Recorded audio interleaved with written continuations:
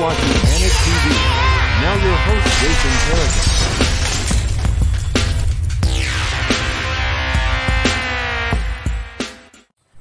Yun, shoutout sa inyo mga katoyo, magandang umaga sa inyo. Isa na namang video ang inyong mapapanood sa aking channel. At ito'y mga nakasalumuha ko nung pandemya pa. At yun na mga katoyo, meron tayong mga video na just for fun and just serious or ano ba?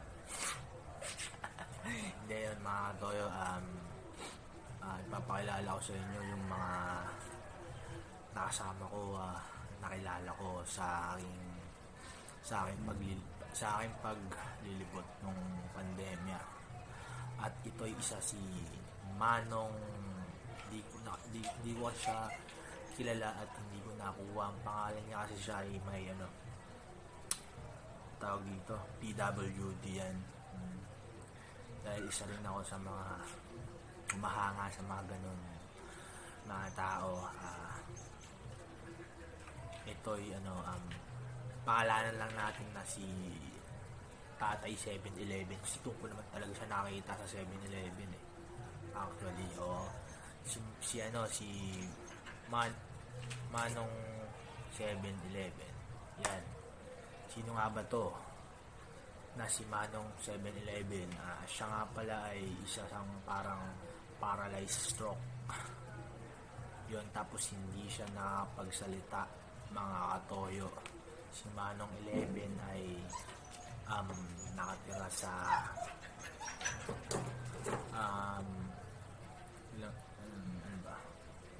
3 kilometers away from doon sa pinagkikitaan naming 7-Eleven. Yun, doon siya ay isang tagabukas at taga-sara sa pinto ng 7-Eleven. Ngayon sa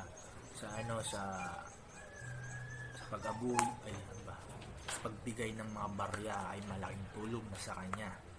Yun, nung pandemya, kasi doon din ako nag-cash out sa Gcash ko, kaya lagi akong nakikita.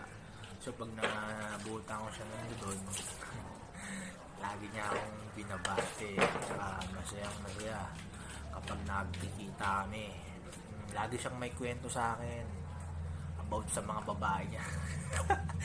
Isa po siyang chick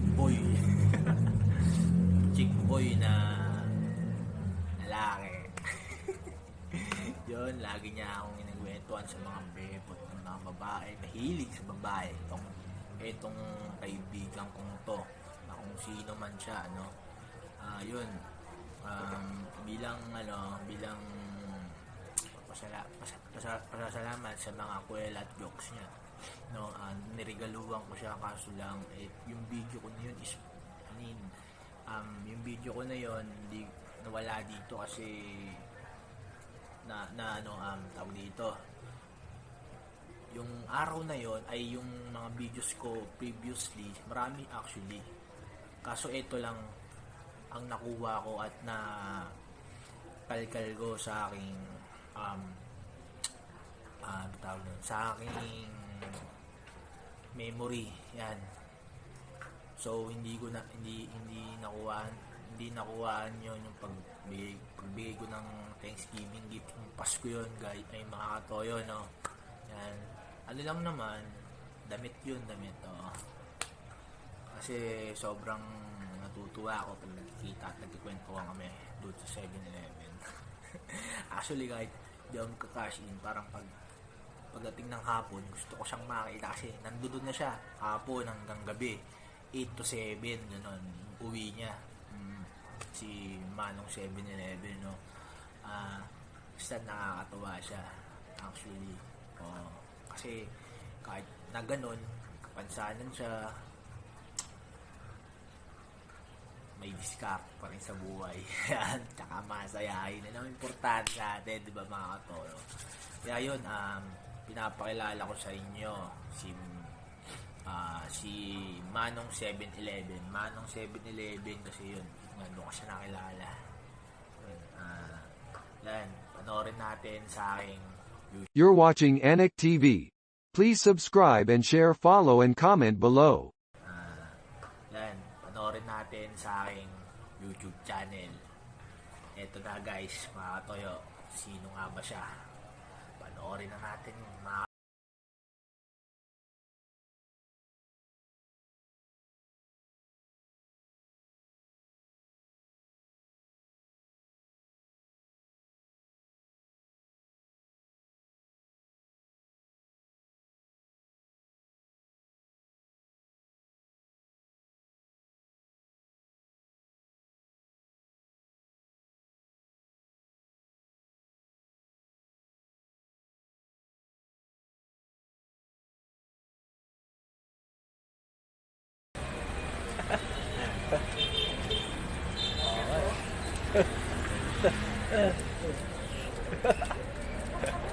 Okay ah.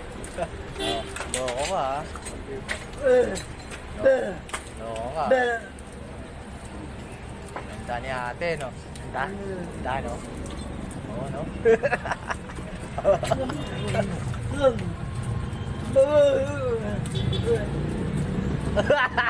Ayos ah. Ay nga.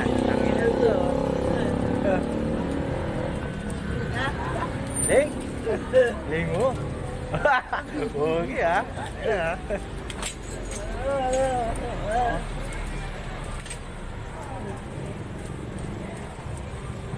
Puta. Ling eh. Okay no? Okay no? Lagot ka, lagot ka, lagot ka.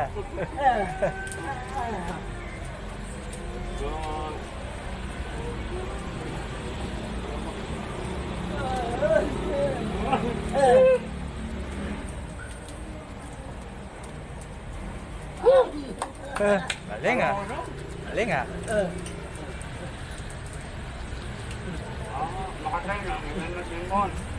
Galing no?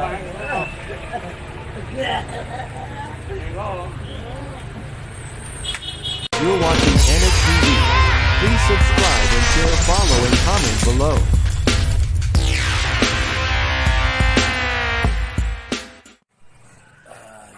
Yun mga kadoyo, magandang umaga ulit sa inyo. Pinapakilala ko sa inyo yung nakilala ko sa aking pangingisda kasi ako ay isang fish vendor at egg vendor nung kasagsagan ng pandemya. Hindi ko na lang sa inyo may papakita yung mga video or picture ko nung ako yung isang vendor, fish vendor tsaka egg vendor. Pero sa mga nakilala at mapapanood na itong kilala ko na video, sila na ang sasabi na talagang naging vendor ako nung kasagsagan ng pandemya. Yan mga katoyo. Kasi yung mga bagay na kasi na ganun, wala kasi yung mga files ko o video previously. Kasi nag-upload ako, hindi pa ako masyado marunong kasi nung time na yon. So nag-upload ako sa YouTube, sa YouTube lang, sa phone ko, tapos sobrang ginawan ko ng racket yung mga account delivery. Hindi ako nag-deliver, binenta ko lang. So may occasion or what, kailangan ng pera kasi, di ba? Pandemya. Sobrang gipit.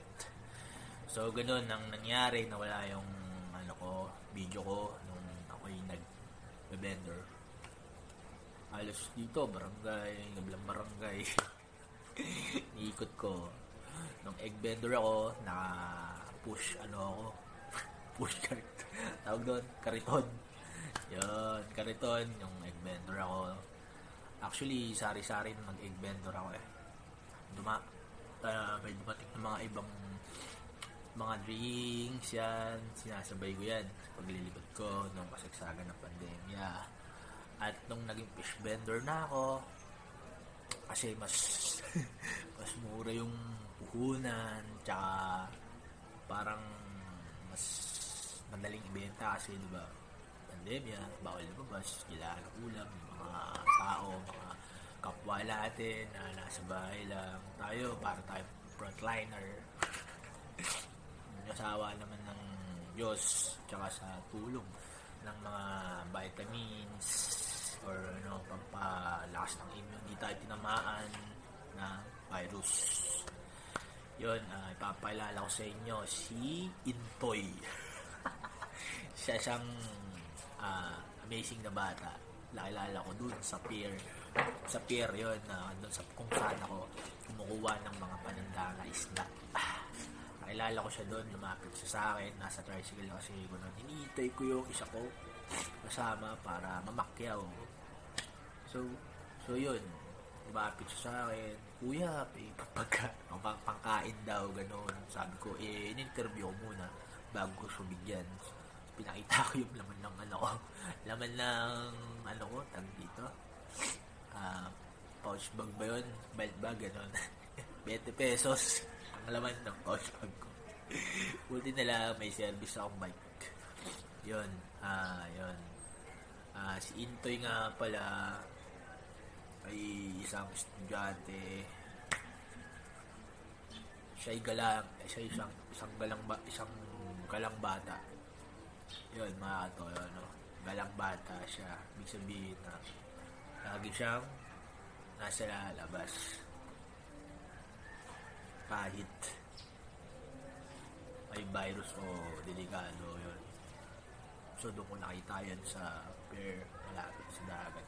Actually, kakatapos ko lang maligo. Yun, si Intoy nga pala isang kickboy din. Sabi niya sa akin, may shota siyang 3. Nakakatawa yun. Mayroon siyang hiling na gusto niyang magka-cellphone, tsaka TV.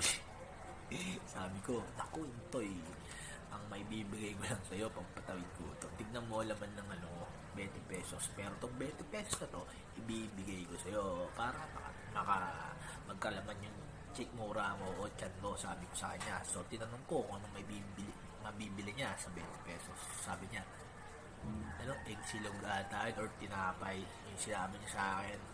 Hindi ko na masyadong yung video namin dalawa sa pag-interview ko sa kanya. Pero, sana magkita kami ulit at mabigay ko isa man doon sa kanyang hiling or cellphone or TV. Actually may TV ako dito kaso hindi flat screen. Pero siya matibay talaga since kaidan ng bunso kong kapatid yung TV namin. Inaano ko pa kung paano ko ba yun ba yung muna ibibigay ko kasi diba, wala naman tayong budget. Diba mga toyo? So you're watching Anik TV. Please subscribe and share, follow, and comment below. Mga toyo. So, yun, panoorin natin ang istorya ng batang si Intoy. Yeah, let's get on, mga toyo. Magandang tanghali guys. Ito nga pala si Juts, ang pambansang wholesome ng Pilipinas. So, ito may bago tayong kaibigan guys. Anong pangalan mo? Intoy po. Intoy, siya nga pala si Intoy. Yun. Bakit ka nandito? Nandito po para humingi ng mga pera. Nandito daw siya para humingi ng pera kasi wala daw siyang pambili ng pagkain guys, no? Tapos guys, ganito guys, wala daw siyang TV guys no? Hi ka. Wala daw siyang TV guys, gusto ng TV, baka naman, idol kawawang bata. Ngayon bibigyan ko siya ng pera. Kaso ang pera ko lang barya. Wala kasi rin akong pera. Mahirap lang din ako. Wala rin akong trabaho guys. Yan, diba? Guys, paano ba natin tutulungan si Intoy? Intoy, no? Ilang taong ka na, Intoy? 12 years old na si Intoy. Pero nandito sa Galaan. Wala siyang alam dito sa panahon na may virus pa tayo, no? Kaya hindi siya nababahala kung may matatamaan siya ng virus. Kumain ka na ba, Intoy? Hindi pa po. Hindi ka pa kumakain? Anong kakainin mo ngayon? May pagkain ako. Magkano yung perang gusto? Paano makabili ka ng pagkain? Magkano ang perang nakakabili? Ngayon lang, pampatawid gutom lang, Intoy. Magkano yung pera ang kailangan mo? Mga 20 na 20. Pag binigyan ito ng 20 Intoy, kasi wala naman akong pera, wala rin akong trabaho, mahirap lang din ako, di ba? Oo, Intoy, pag binigyan ba kita ng 20, anong mabibili mo doon? Saan ka bibili, Intoy? Sa may bahay, sa may mga bahay po. Sa mga pag may tindahan, bumibili po. Ganon? Eh sa bahay niyo, wala ka ba talagang... Wala. Ilan ba kayong magkakapatid, Intoy? Sabi mo sa akin, may ate ka, Intoy. Ilang kayong magkakapatid? Mga 10. 10 kayo, Intoy. Pang ilan ka, Intoy? Pangalawa. Ang pangalawa. Kapatid ko po na Pangalawa ka? baby po. Parang naguluhan ako doon, Intoy. 10 kayo, kamo. Tapos, pangalawa ka. 12 years old. Ano yun, isang bawat taon nanganak yung mama mo, ganun. Talaga? Ganito, Intoy. No? 20 pesos ang kailangan mo. Anong bibilin mo sa 20 pesos, Intoy? Para... Bili lang po ng mga pagkain. Anong klaseng pagkain, Intoy? Mga itlog. Mga sinangag po. Itlog, sinangag, makakuha ka na. Pag binigyan ba kita ng 20 pesos, Intoy, madadala mo yung pagkain mo dito. Dito ka sa harapan ko kakain. Sigurado ka, baka umulolo ko kayo na kasi hindi mo dito sa video. Ako po si Intoy. Bibili po ka ng pagkain sa halagang 20 pesos. Bigay ni Kuya Pulsam. Kuya, Sabi mo, ako si Intoy. ako si Intoy. Bibigyan ako ni Kuya Pulsam ng 20 pesos. Si Kuya, Bibigyan bibigyan Ako. ako ni Kuya Pulsam Ulsan ng 20 pesos 20 pesos. para makabili ng pagkain. Kain po. Tapos, babalik ako dito sa kay Kuya Pulsam para kumain sa harapan niya. Kumain po ako sa may harapan ni Kuya Pulsam. Pulsan. Yan. Bibili kang pagkain ha. Cut muna natin tong video natin ha. Ito ya. Babalik ka dito. May dalang pagkain ha. Hintayin kita. May ilang minuto maghihintay. Matagal ba makapaghintay? Opo. Tagal? Saan ka bibili? Dun sa amin. Layo naman. Di malapit ng katabi lang nito. Sigurado ka, Intoy ha. Baka maghihintay ako dito, hindi ka babalik, Intoy ha. Cut muna natin itong video guys. Ito, bibigyan natin pangkain si Intoy, no? Kahit wala tayong pera, mayroon lang tayo. Sige, bibigyan natin ha. Cut muna natin. Yun mga katoyo, no? Maraming salamat sa panonood ng aking mga channel at sana magsama-sama pa tayo at huwag niyong kalilimutang mag-subscribe at i-share ang aking channel para kung sakali ma-monetize tayo is, di ba? Yun yung paraan or gagawin kong daan para makahanap. Actually, yung mga ganyang tao talaga yung gusto kong i-vlog tsaka i-video.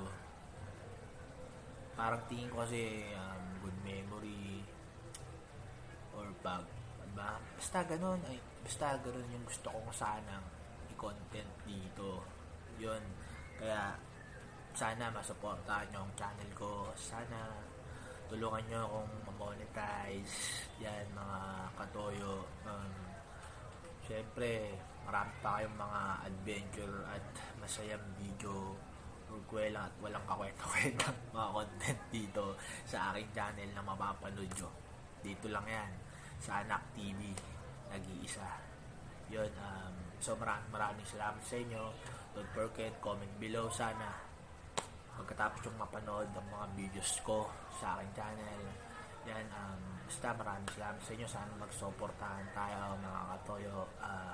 Marami pa kayo sanang mapapanood ng mga ganyang knowledgeable na video. Yun, nakaka-inspire. Yun lang gusto kong ipaalap sa inyo. Gusto ko pag tayo'y naging ganon na monetize at medyo alam nila, doon natin dadalhin yan mga katoyo. Huwag kayong mag-alala kasi hindi ko to daan para kung ano man. Yun, basta sa mga ganun gusto kong sana tulungan nyo ako alam hanggang sa susunod na mga video ko po. video ko pa, makakatuyo at supportahan niyo po ako. Paalam!